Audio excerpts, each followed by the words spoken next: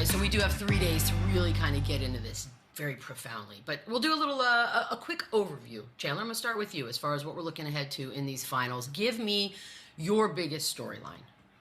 I think it's exactly what we just kind of touched on before. I think it's one of the best offenses against one of the best defenses. How can Rick Carlisle continue to make adjustments against this team that can go 12, 13 deep and bring guys like Cason Wallace, like Caruso off the bench? Then they don't lose a step. There's no holes. There's no mismatches. We always talk about going against Oklahoma City Thunder. They'll even provide you a mismatch. They'll put a Caruso on a Siakam and give up size just because they're so athletic. They get in the gaps. They play aggressive. They'll just trap you at half court.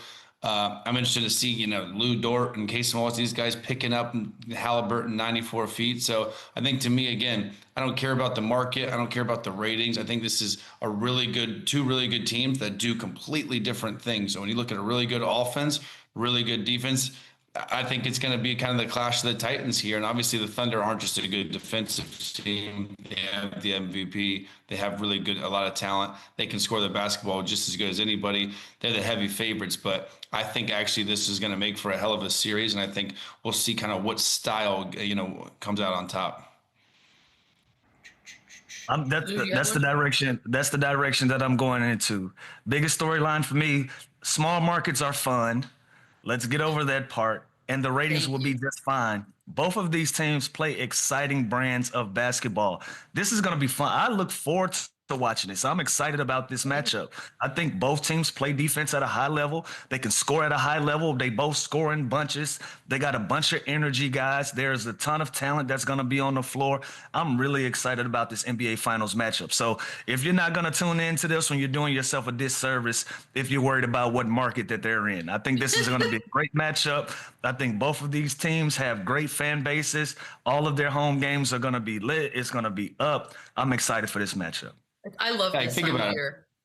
We have a historic defense against an offense that's clicking on all cylinders. We have a bench in OKC that we've praised all year long. Now we have a bench in the Indiana who's kind of played better than everyone else in the playoffs with Toppin and Matherin and McConnell. We have a young guard in Halliburton who's kind of picks defenses apart. And now you got a Lou Dort and Cason Wallace and Caruso that are that's what they do, is kind of stop guys like that. So again, I'm with Lou. I think it's going to be a hell of a series, and I'm looking forward to it.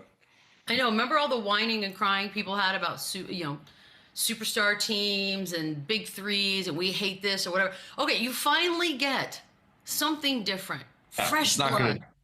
And now Mike in Kentucky, who doesn't even work in media, is going to tell me about the ratings are going to be down. Just stop. That's why we gotta stop listening to Mike in Kentucky. That's why they separated us. That's why they separated everybody in school. Everybody wasn't meant to have conversations with each other.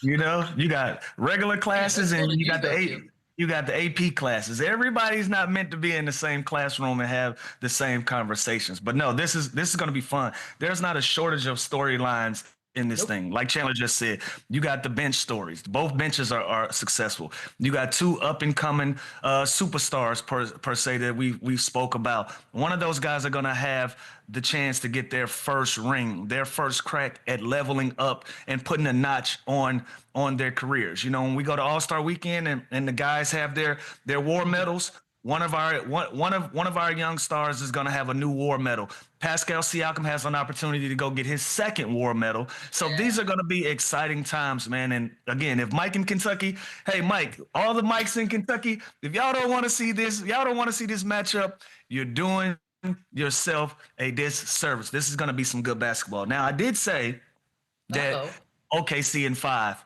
but I'm also telling you, I'm not rooting against my little brother. It is what it is. I am an SGA guy. That is somebody that I've had somewhat of an imprint on his career. I want to see this thing through. I love James Johnson on the other side. That's also my brother, pots and pans.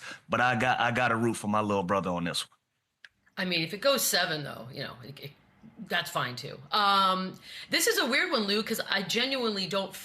Maybe I'm being naive. But when I ask you this, which player in this entire series would be feeling the most pressure? I kind of feel like who's feeling pressure, but I'm going to say the uncomfortable thing. I don't think anybody is under pressure. Fair enough. Okay. Nobody thought that Shai was even supposed to be the MVP. Nobody thought that Indiana was even going to be here.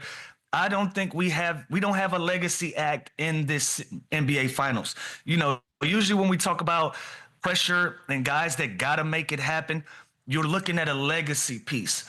If Shai gets this one and he's back next year, then there's pressure on him. If Tyrese gets this one and he's back next year, then there will be pressure. These guys are building legacy. They haven't established legacy yet. I don't think there's pressure on anybody involved in this whole thing. That's why I think this is a great time for NBA fans to just enjoy a really good series of basketball on both sides. Somebody is gonna do something special in these NBA finals. We don't know who it's going to be. We can sway it anyway, but there is going to be history made in this NBA finals. And that's what I love about it this year. So I'm going to go out on a limb and say I don't feel any of these guys should feel pressure. I think we should just enjoy the basketball and enjoy the outcome of it.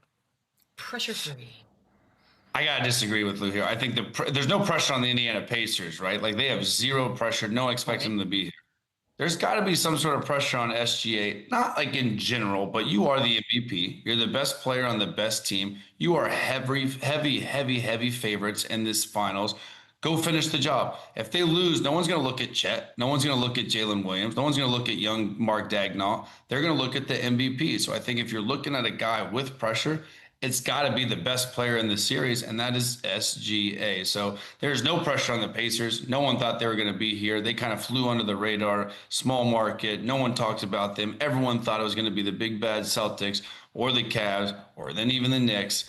Now the Pacers are here. I don't think there's any pressure on them at all. I think they are playing free. I think they're playing comfortable. Carlisle's been there before, so I think that is a slight advantage for him that he's been to the mountaintop. He's won a championship before.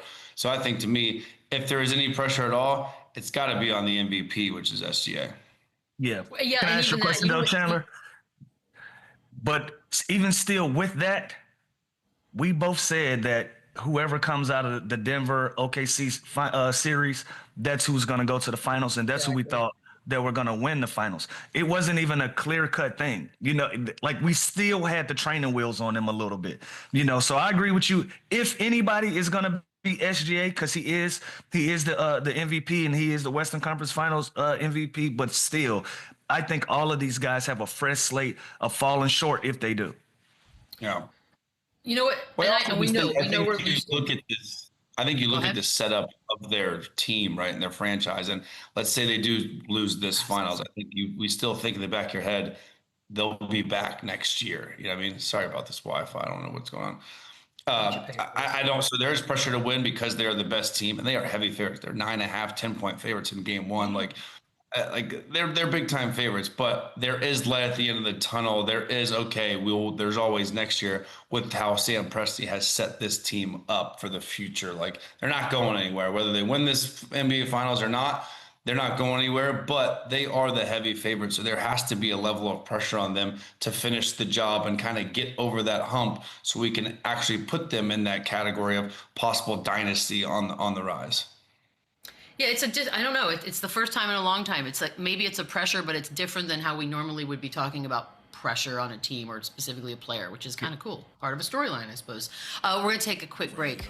Our early Monday predictions for the series itself on the other side. We know Lou's in 5.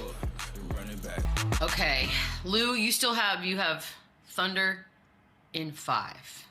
No room for movement on that. You're not seeing a 7-game crazy series. I was having a little fun, but I see OKC in 6 in all series. Okay. So if you want my official number, I like OKC in 6. But I was having some fun.